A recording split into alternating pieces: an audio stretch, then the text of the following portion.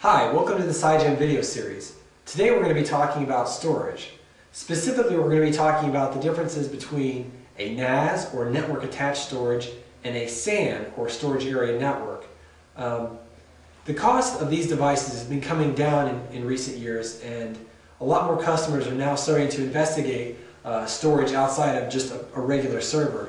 And one of the first questions they have is, I understand there are these different types of devices. Some are called NAS, some are called SAN. What are they? Why would I want to use one over the other? What do they mean, and how are they applicable to my organization? So we're going to delve into that a little bit today. So first, let's talk a little bit more about the acronyms, what they mean, and some more specifics on these devices. So the first is NAS, N-A-S.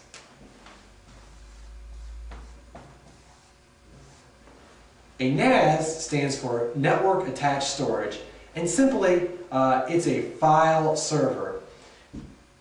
The other acronym is SAN, Storage Area Network.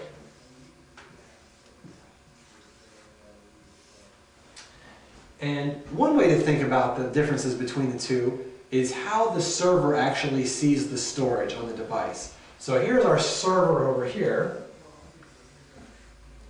Here's our server.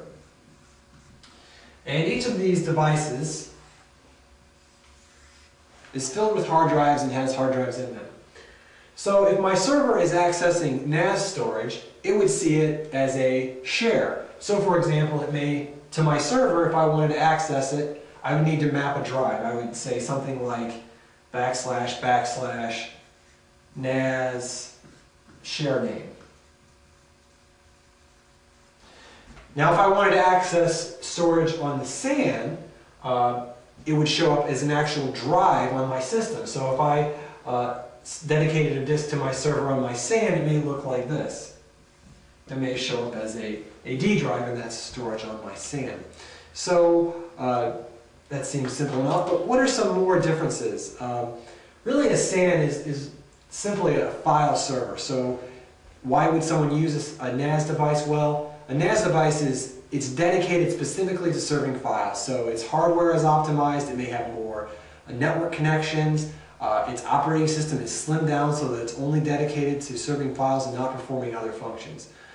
People use these devices to store large amounts of files accessible to many people from their organization that may need access from their workstations as well as servers to that storage. It's used for a place for parking backup data. It can also be used as a place for different platforms to put their data. Perhaps, a Linux box, a Windows box, and a Macintosh may all need to share their data centrally. You could use a NAS device to do something like that. Now, a SAN device is it's actually quite a bit different.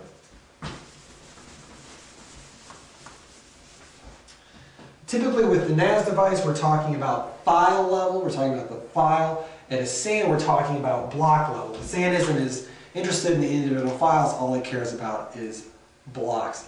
Also, unlike a NAS device where maybe we want multiple workstations to be able to hit that data, typically with a SAN, we're talking about our servers accessing specific parts of the SAN storage. So maybe here we've got several servers,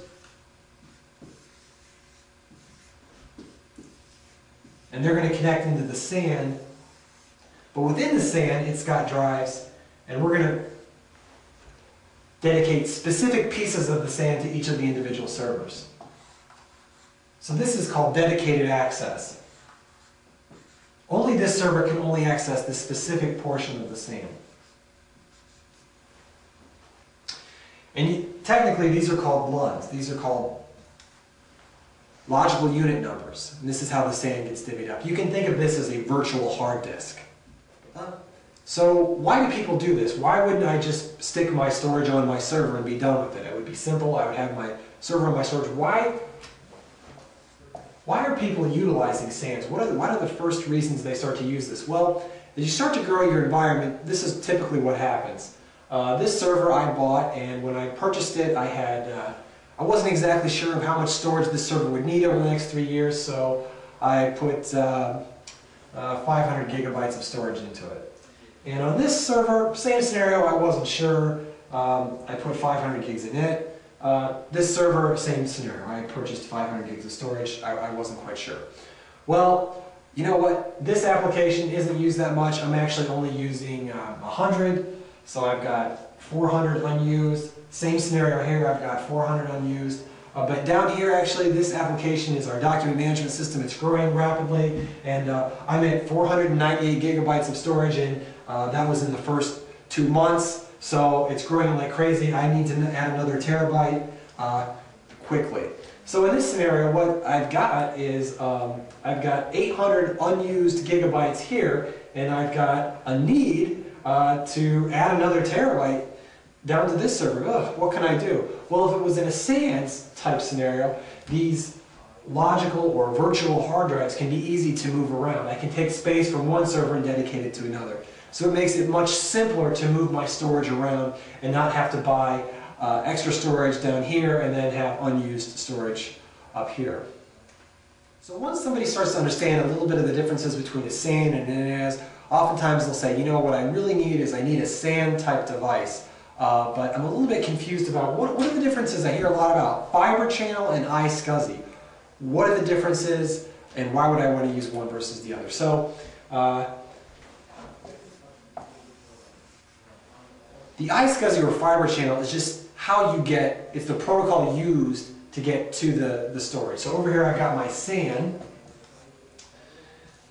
with all of its hard drives. I've got my servers over here. But in between, I've got to figure out some way to go from my servers to my storage. And if I've got a network infrastructure in place, I can use what's called iSCSI. So this is my existing network switch I have to tie into my network. And now I can use that same switch that I've been using for network to connect to my storage. And that's, when you use that, it's called iSCSI.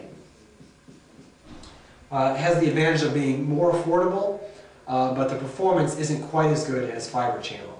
So with iSCSI, the protocol now supports 1 gigabit, fiber channel they're up to 4 gigabits per second, as well as iSCSI having some TCP/IP overhead. Now, the difference though is quite dramatic when it comes in terms of cost. With a fiber channel scenario, here I've got my network switch, but now if I want to do fiber channel, I have to have a second switch.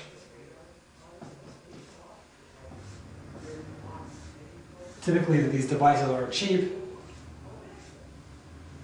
I also need to have, with fiber channel, a special dedicated HBA. Sometimes those can be used with iSCSI as well, but with fiber channel, it's absolutely mandatory that you have a dedicated card in your server. So the cost of fiber channel can be more, but the performance is better. And that's typically why someone goes with fiber channels. They need that high performance. They have large databases, or they're serving lots and lots of users. If you'd like to know more about storage and find out if a NAS or SAN device is appropriate for you, give us a call, 330-668-1660.